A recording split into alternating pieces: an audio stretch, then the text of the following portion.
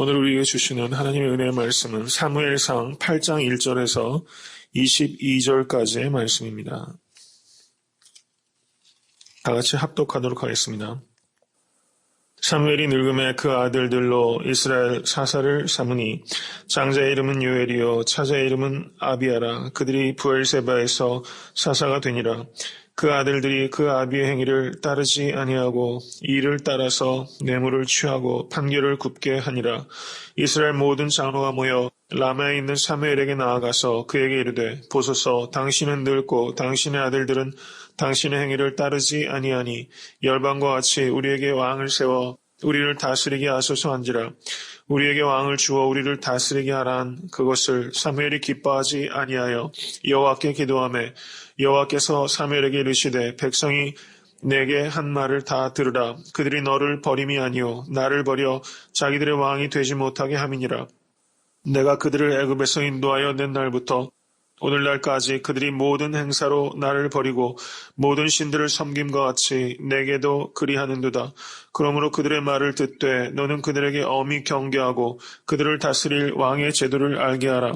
사무엘이 왕을 구하는 백성에게 여호와의 모든 말씀을 일러 가로되 너희를 다스릴 왕의 제도가 이러하니라. 그가 너희 아들들을 취하여 그 병거와 말을 어겁게 하리니 그들이 그 병거 앞에서 달릴 것이며 그가 또 너희 아들들로 천부장과 50부장을 삼을 것이며 자기 밭을 갈게 하고 자기 추수를 하게 할 것이며 자기 병기와 병거의 제구를 만들게 할 것이며 그가 또 너희 딸들을 취하여 향료 만드는 자와 요리하는 자와 떡 굽는 자를 삼을 것이며 그가 또 너희 밭과 포도원과 감람원의 제일 좋은 것을 취하여 자기 신하들에게 줄 것이며 그가 또 너희 곡식과 포도원 소산의 11조를 취하여 자기 관리와 신하에게 줄 것이며 그가 또 너희 노비와 가장 아름다운 소년과 나귀들을 취하여 자기 일을 시킬 것이며 너희 양떼의 10분 일을 취하리니 너희가 그 종이 될 것이라.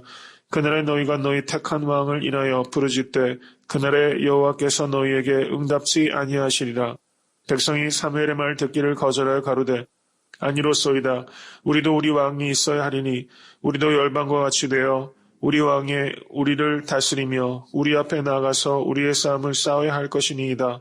사무엘이 백성의 모든 말을 듣고 여호와께 고하매 여호와께서 사무엘에게 이르시되 그들의 말을 들어 왕을 세우라 하시니 사무엘이 이스라엘 사람에게 이르되 너희는 각기 성읍으로 돌아가라 하니라. 아멘. 하나님의 말씀입니다.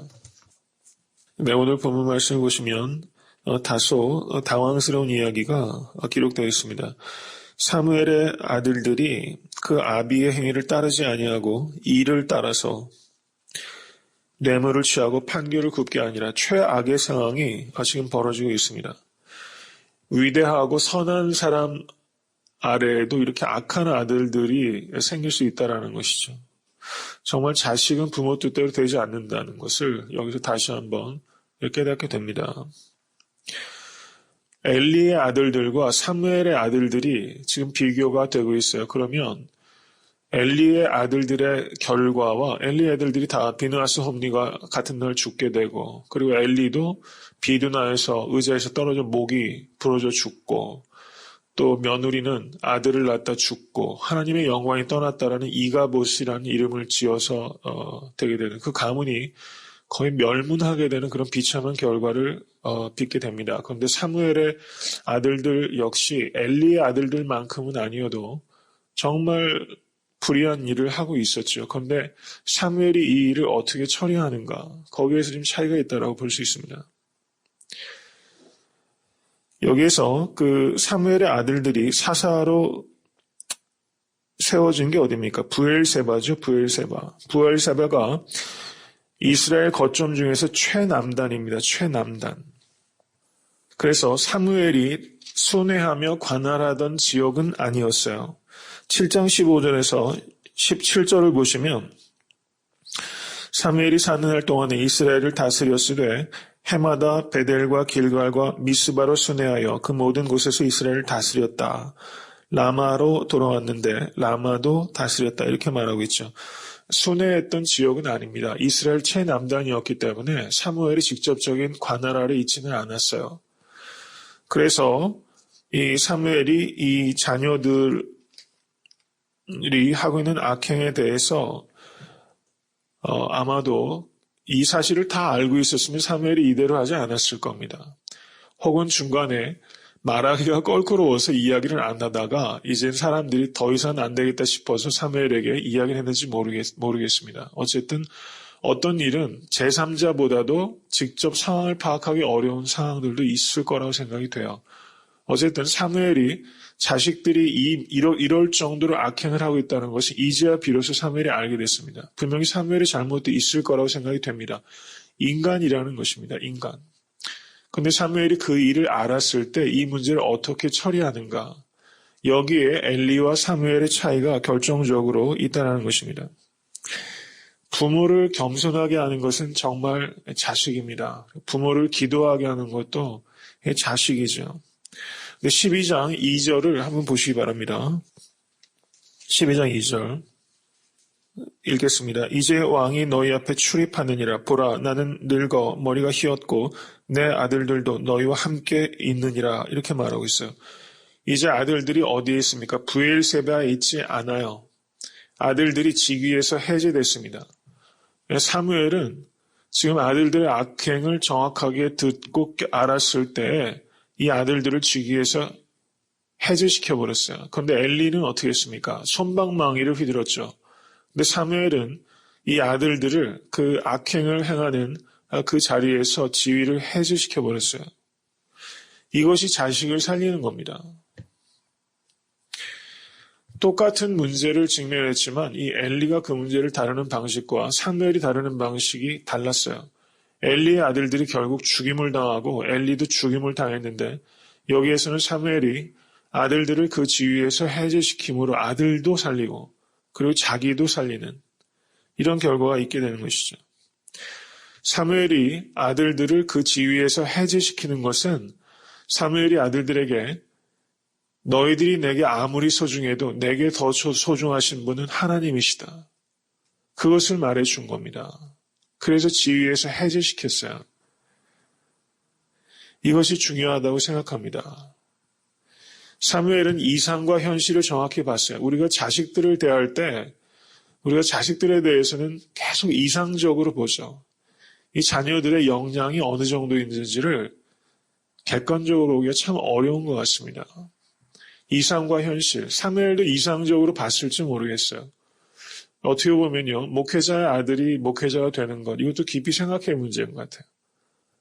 각자 개인마다 하나님 앞에 콜링에 따라서 하나님의 일을 해야지, 그게 부모와 자녀를 뒤봐주는 형식으로 목회자이기 때문에 목사가 되게 하고 또 아버지가 또 뒤를 봐주고 또 세습하게 하고 결과적으로 외형적으로는 같을 수 있지만 자식 자체가 하나님과의 만남과 콜링이 있어서 쓰임받아야 되지 그 부모가 감권적으로 일해서 그렇게 되는 일들은 결과적으로 좋은 결과를 만들기가 참 어렵다 이렇게 생각이 됩니다.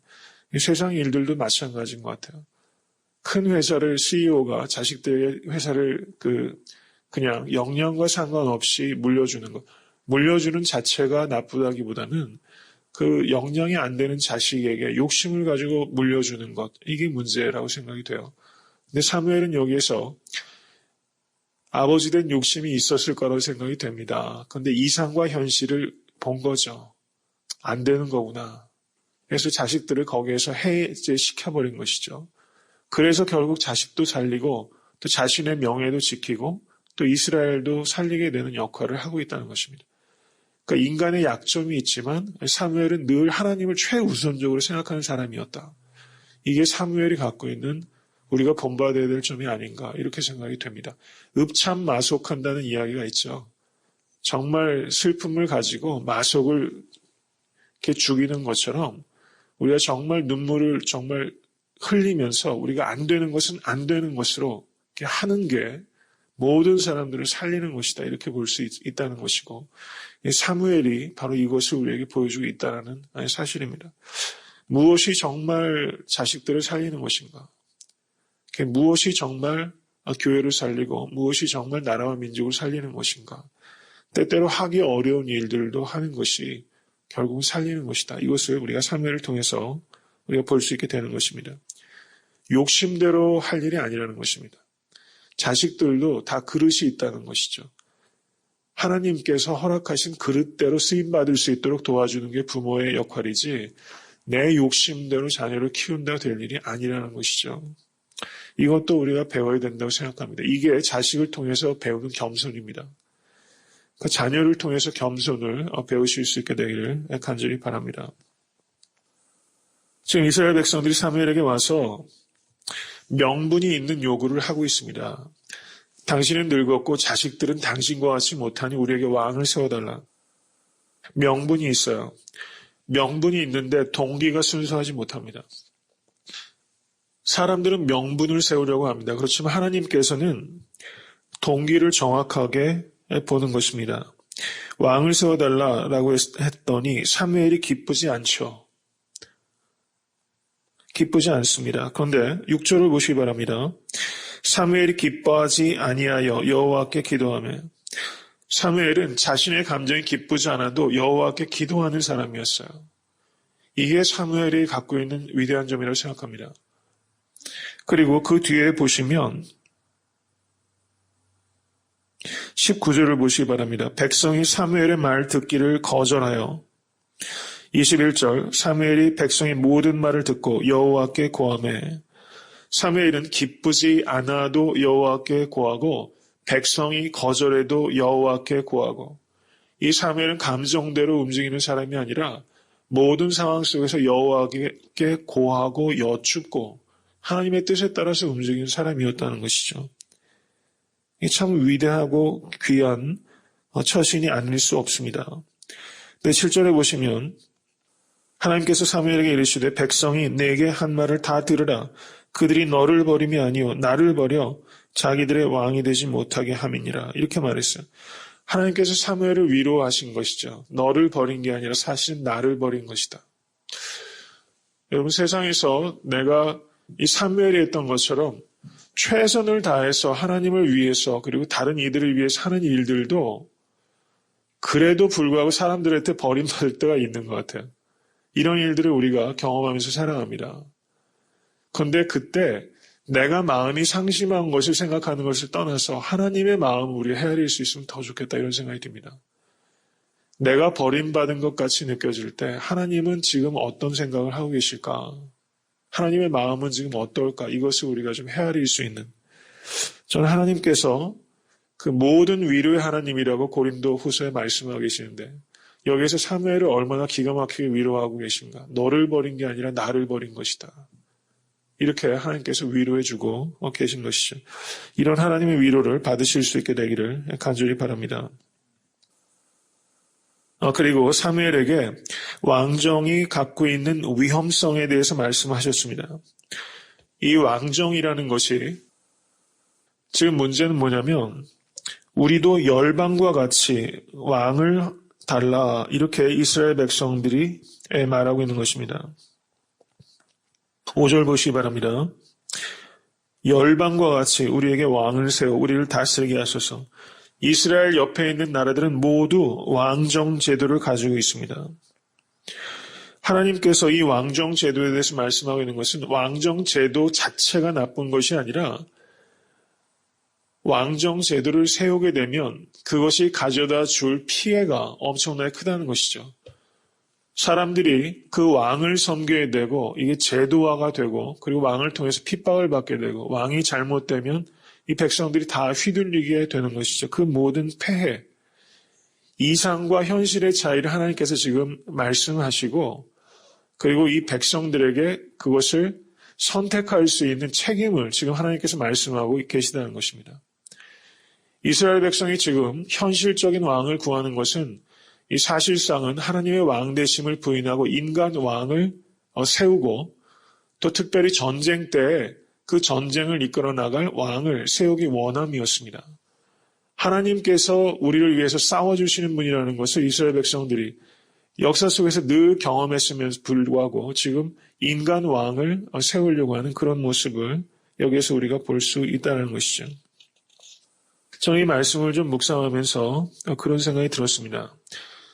여기에 사무엘이 아들들의 이야기가 나오고 왕정에 대한 이야기가 나오죠. 그 아들들이 잘못한 것이 왕정을 요구하는 결정적인 계기가 됐지만 이 두 사건이 갖고 있는 유사성, 저는 그것을 이렇게 한번 묵상해 봤습니다. 사무엘이 아들들에 대해서 갖고 있는 이상과 현실이 있었죠. 아들들이 제사장으로 종교 지도자로 잘 해주기를 바라는 이상이 있었는데 현실은 그렇지 못했어요. 그래서 그 현실을 택하고 자식들을 그 자리에서 해이시켰죠. 근데 지금 이스라엘 백성들은 이게 하나님께서 이스라엘 백성들에게 이 왕정의 현실과 이상을 지금 말씀하고 계신 거죠. 왕정 자체가 악하다는 것이 아니라 실제 왕정을 세우면 북이스라엘과 남유다에서 그 하나님의 뜻에 합당하게 했던 왕이 도대체 몇이나 됩니까? 결국 이 왕 때문에 이스라엘 백성들이 큰 어려움을 겪게 되는 것이죠. 그래서 저는 이것을 보면서 우리가 이상과 현실을 정확하게 구별하는 것이 매우 중요하다 이런 생각이 듭니다. 우리가 이상이 필요하지만 이 현실적으로 가능한 것인가 이것을 우리가 우리의 개인적인 삶의 자리에서도 그것을 분별하고 그것을 지혜롭게 처신하는 것이 중요한 것이 아닌가 그렇게 개인적으로 좀 묵상을 해봤습니다. 말씀을 맺고자 합니다. 그 뒤에 20절을 한번 보시기 바랍니다. 백성이 사무엘의 말 듣기를 거절하여 19절 이해합니다. 가로되 아니로소이다. 우리도 우리 왕이 있어야 하리니 우리도 열방과 같이 되어 우리 왕이 우리를 다스리며 우리 앞에 나가서 우리의 싸움을 싸워야 할 것이니이다. 사무엘이 백성의 모든 말을 듣고 여호와께 고하매 여호와께서 사무엘에게 이르시되 그들의 말을 들어 왕을 세우라 하시니 사무엘이 이스라엘 사람들에게 이르되 너희는 각기 성읍으로 돌아가라 하니라 이렇게 말씀하겠습니다. 열방과 같이 되게 해달라 이렇게 말하고 있습니다. 우리는 세상에 얼마나 많은 문화들이 있습니까? 왕정을 세워달라라고 이야기하는 것처럼 우리가 세상의 많은 문화들을 교회가 수용하려고 하는 일들이 많이 있습니다. 우리 교회도 그렇게 해야 되지 않습니까? 세상이 다 저런데, 세상에 다 왕이 있는데, 세상 사람들은 다 저렇게 사는데, 교회도 그렇게 해야 되지 않습니까? 이렇게 하는 일들이 있을 수 있죠. 우리가 세상에서 있는 일들도 교회가 좀 생각하고 적용해야 될 일들이 있지만 그것을 어떻게 분별해서 이 문화와 교회와의 관계, 이거를 세워갈 것인가. 이 왕정을 이 문화라고 이해할 수 있다고 생각합니다.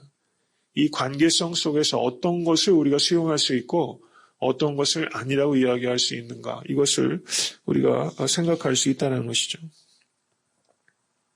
하나님께서 이 왕정을 허락하셨다는 것입니다. 우리에게도 하나님께서 허락하신 일들이 있습니다. 그런데 이것이 제대로 하기가 참 어려운 일들이 있는 것 같아요. 왕정 자체가 악한 것이 아니니까요. 그래서 우리에게 허락해 주신 하나님의 이 광범위한 자유가 있지 않습니까? 우리에게 허락하신 이 자유를 어떻게 선용할 것인가 하는 것이 이 바로 왕정이라는 제도를 이스라엘이 어떻게 잘 세워갈까 하는 문제와 연관이 된다고 생각합니다. 그래서 성도님들에게 허락해 주신 많은 물질들, 그래서 물질 자체가 나쁜 것이 아니죠. 우리에게 허락하신 재능들, 그리고 우리에게 허락하신 많은 탤런트들이 있어요. 이게 우리에게 허락하신 왕정과 같은 것이라고 생각합니다. 사람들이 내가 잘 못하는 것 때문에 어려움에 빠질 때도 있지만 내가 잘하는 것 때문에 사람들이 무너질 때 훨씬 많습니다. 내가 가지고 있는 것 때문에 어려움을 겪을 가능성이 훨씬 많다는 것이죠. 그래서 그것을 깊이 생각하시고 나에게 허락해 주신 많은 것들을 대해서 더 많은 책임감을 가지고 더 많이 기도하면서 하나님의 뜻대로 온전히 쓰임받을 수 있도록 나에게 허락하신 왕정과 같은 것이 무엇인가 이것을 생각하시고 하나님 앞에 겸손하게 그리고 의미 있게 그 모든 것들을 선용하시는 우리 사랑하는 성도님 되실 수 있게 되기를 주님의 이름으로 간절히 축원합니다.